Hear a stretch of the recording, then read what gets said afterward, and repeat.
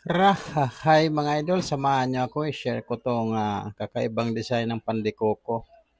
So tinawag ko to siya na Coco Tupos. Bakit ko siya tinawag na Coco Tupos? Kasi may similarity siya sa octopus na maliliit. So panoorin mga idol kung paano natin siya gagawin para magkaroon tayo ng mga iba-ibang design ng tinapay. Sana magustuhan nyo itong isang design na i-share ko. Itong mga ingredients, kalahating kilo na first class mga idol. Yan tapos masahan natin. Sokal, 100 grams. Isang kutsara na dry yeast. Lagay lang natin sa gitna. Yung asin natin, 1/4 tablespoon. Tapos maglagay tayo ng isa't kalahating kutsara na milk powder. Tapos igyelo na food color, optional lang. Vanilla, kayo nang bahala sa dami. Yung ating tubig, kalahating lata ng ibap. Balang size ng cup nyo na ito 75 ml. Tapos margarine na 50 grams. So i-mix lang natin yung matunaw yung asin at yung asukal. Pag matunaw na, mix natin sa harina. So yan mga idol, haluin lang natin hanggang mabuo. So pag mabuo na, pwede natin tumano-manoin. Tayo daan natin sa dough roller para matapos agad. Ito na nga, nakalipas ng 3 minutes. Tapos na tayo magmakina. So gawin natin, putulin natin.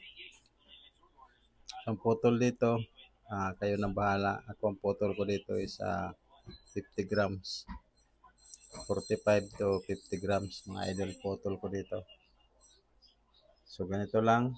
Napaka-importante din naman sa mga bigere. Meron tayong mga iba-ibang design ng tinapay. Kasi isa ito sa mga nagiging katuwaan ng mga bata. Kaya pag meron mga ganito, natutuwa silang tingnan. Kaya so itong ating palaman mga idol is tira lang to sa paggawa natin ng pandikoko. Kaya naisip ko na gawa ng ibang design kasi sayang naman. Kaya yung naka-plastic kasi linagay ko siya sa rep para hindi mapanis. No? Linagyan ko lang siya ng kulay, yellow din. Tapos mimix lang natin para kumalat yung food color para mas maganda tingnan. So ganito lang ang pag-design, napakadali lang. Parang lang siya, choco German, no? So palaparin lang, pwede gumamit ng parilya. So yan, tapos palaparin lang natin. Tapos ilagay natin sa gitna. Yan, basta maganda-ganda kung medyo marami-rami. Yan, i-roll natin pababa. So mas maganda dito yung pagkamasa natin sa ating palaman na pandikoko. Kasi siya, hindi siya masyadong basa, no? Yung labas yung gata kasi mahirapan tayo mag-roll at saka kasi hindi siya didikit.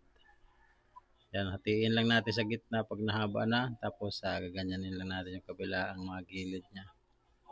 So yan, magawa na tayo ng ibang design. So iba dito mga nagko-comment naman dito mga idol, tawag nito ay kung ano-ano na lang at tinapay kasi na-upload ko na nga to. Bale short lang, no? Kung ano-ano na lang tinatawag dito. So ito naman ang tawag natin dito ay Coco Tupos. Ayan, kasi Coco it means isa siya sa mga pandikoko, di ba? Yan, kaya Coco Tupos. So yan, meron na nga tayo nagawa mga idol, no? So tuloy lang natin hanggang matapos natin dyan pag pa. Same, ganun lang din gagawin natin. So sa mga baguhan pa lang yan na gusto matuto, napaka-importante kasi na marami tayong alam na design ng tinapay na. So yan pa, at least meron tayo, kahit sa isang araw lang meron tayong bago na nagagawa. Ipakita natin sa ating mga customer para, uy, may bago. Parang ganon. Pero yung mga pangkaraniwang natin na mga ginagawa, hindi talaga pwede walain yon kasi kumbaga yun na talaga ang nakasanayan nila. So yung mga ganito, mga paisa-isang ibang style ng tinapay sa lang to siya, para lang bago sa paningin. So yan mga idol, no? Tuloy lang natin yan. Ito yung ating kukutupos. So, ayan mga idol. Diyan mga idol, tapos na nga tayo nagpigura. So, papalsay naman natin siya ng isang oras. Depende sa yes na ginamit natin. Tayo dito kasi medyo isang kutsara ang ginamit natin. Kaya mas madali-dali lang itong papalsahan dito. Dahil kalahating kilo lang naman to. So, pagkalipas ng isang oras, ito na siya. Bali na banyahan ko na ito mga idol. Naigwas ko na, hindi ko lang naipakita kanina kasi medyo lang na-busy tayo. Ipainit tayo ng oven. Ang init nating oven ay nasa 200 Fahrenheit. So, yan, luto na natin. So, yan. Malapit na yan.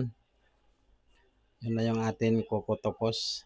Kaya lang natin dyan mga malapit na yan maluto mga idol. So, sinabay ko yan. Nagluluto tayo ng tiste. Kaya, sinabay na lang natin. Medyo, kanina pa to nauna yung tiste. At ito na nga yung finished product mga idol ng ating kukutopos. Sana nagustuhan nyo to yung recipe na i-share ko sa inyo.